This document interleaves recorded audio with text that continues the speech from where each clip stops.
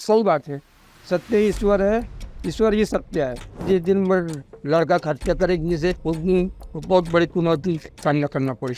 राजनीति में आए के फैसला कैसे करो?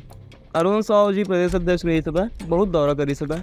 कहो मन एको बार आप मतलब बोले रही सुबह लेकिन मैं तो मना करते रहा हूँ। का वो थोड़ा बहुत विकास करवा रही अपन के क्षेत्र में।